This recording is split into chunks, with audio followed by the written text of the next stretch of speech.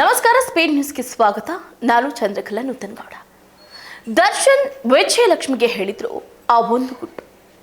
ಹೌದು, ಕನ್ನಡದ ಸ್ಟಾರ್ ನಟ ದರ್ಶನ್ ಅವರು ಜೂನ್ 8ನೇ ತಾರೀಕು 2024ರಂದು ಬೆಂಗಳೂರಿನ RR ನಗರದ ಶೆಡ್ನಲ್ಲಿ, ಅಂದರೆ ಪಟ್ಟಣಗೆರೆ ಶೆಡ್ನಲ್ಲಿ ರೇಣುಕಾಸ್ವಾಮಿ ಮೇಲೆ ವಿದ್ಯುತ್ ಶಾಕ್ ನೀಡಿ ತೀವ್ರ ಹಲ್ಲೆ ನಡೆಸಿ ಕೊಲೆಯನ್ನ ಮಾಡಿದ್ರು ಎನ್ನಲಾಗ್ತಾ ಇದೆ.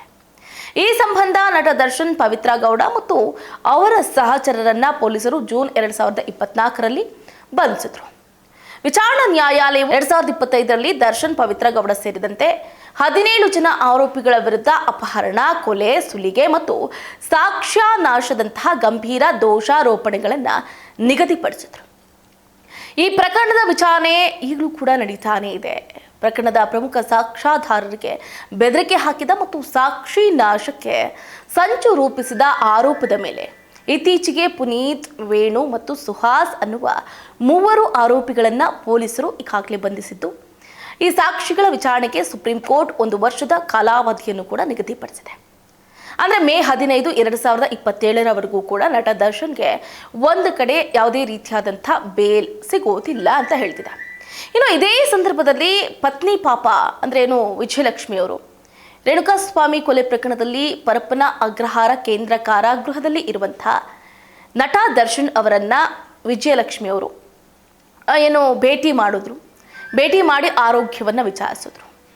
ಸಂಜೆ 4 ಗಂಟೆ ಸರಿಸುಮಾರಿಗೆ ಪರಪ್ಪನ ಅಗ್ರಹಾರ ಕೇಂದ್ರ ಕಾರಾಗೃಹಕ್ಕೆ ಆಗಮಿಸಿದ ವಿಜಯಲಕ್ಷ್ಮಿ ನಿಯಮಾನುಸಾರವಾಗಿ ಜೈಲಿನೊಳಗೆ ತೆರಳಿ ಪತಿ ದರ್ಶನ್ ಅವರನ್ನ ಭೇಟಿ ಮಾಡಿದರು. ಭೇಟಿಯ ವೇಳೆ ದರ್ಶನ್ ಅವರ ಆರೋಗ್ಯದ ಬಗ್ಗೆ ವಿಚಾರಿಸಿದ್ರು. ಅವರಿಗಾಗಿ ಹಣ್ಣು ಹಂಪಲು, ಸಿಹಿ ತಿನಿಸುಗಳನ್ನು ಕೂಡ ತಗೊಂಡು ಬಂದಿದ್ರು. ಸುಮಾರು ಅರ್ಧ ಗಂಟೆ ಇಬ್ಬರು ಕೂಡ ಮಾತುಕತೆಯನ್ನು ನಡೆಸಿದ್ರು ಎನ್ನಲಾಗ್ತಾ ಇದೆ. ಬಳಿಕ ಸಂಜೆ 5:30ರ ಸುಮಾರಿಗೆ ವಿಜಯಲಕ್ಷ್ಮಿ ಜೈಲಿನಿಂದ ಹೊರಬರ್ತಾರೆ. ನೋಡಿ, ಈ ಹಿಂದೆ ಇತ್ತೀಚೆಗಷ್ಟೇ ಅಂದ್ರೆ ಏನು ನಟ ಧನ್ವೀರ್ ಕೂಡ ಪರಪ್ಪನ ಅಗ್ರಹಾರ ಜೈಲಿಗೆ ಭೇಟಿ ಕೊಟ್ಟು ದರ್ಶನ್ ಅವರನ್ನ ಮಾತಾಡ್ಸ್ಕೊಂಡು ಬಂದರು. ಅದರ ಬೆನ್ನಲ್ಲೇ ಇದೀಗ ಪತ್ನಿ ವಿಜಯಲಕ್ಷ್ಮಿ ಜೈಲಿಗೆ ಭೇಟಿ ನೀಡಿರುವುದು ಗಮನ ಸೆಳೆದಿದೆ. ರೇಣುಕಾಸ್ವಾಮಿ ಕೊಲೆ ಪ್ರಕರಣದಲ್ಲಿ ಬಂಧಿತರಾಗಿರುವ ದರ್ಶನ್ ಪ್ರಸ್ತುತ ನ್ಯಾಯಾಂಗ ಬಂಧನದಲ್ಲಿದ್ದು, ಪ್ರಕರಣದ ತನಿಖೆ ಹಾಗೂ ನ್ಯಾಯಾಂಗ ಪ್ರಕ್ರಿಯೆ ಮುಂದುವರಿತಾ ಇದೆ.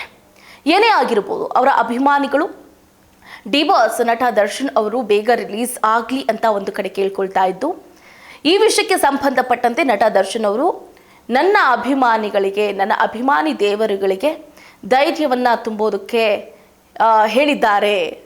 ದರ್ಶನ್ ಅವರ ಅಭಿಮಾನಿಗಳು ಖುಷಿಯಾಗಿರಬೇಕು. ಯಾವಾಗಲೂ ಕೂಡ ದರ್ಶನ್ ಅವರನ್ನ ಜಪಿಸೋದು ಬೇಡ, ಅತಿ ಶೀಘ್ರದಲ್ಲೇ ಹೊರ ಬರ್ತೀನಿ.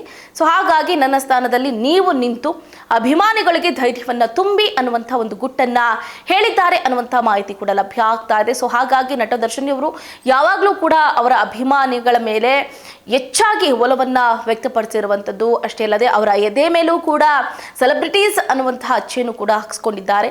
ಅವರು ಅವರ ಅಭಿಮಾನಿಗಳ ಮೇಲೆ ಎಷ್ಟು ಅಪಾರವಾದಂತಹ ಗೌರವ, ಕಾಳಜಿಯನ್ನ ಇಟ್ಕೊಂಡಿದ್ದಾರೆ ಅನ್ನೋದು ಗೊತ್ತಾಗ್ತಾ ಇದೆ.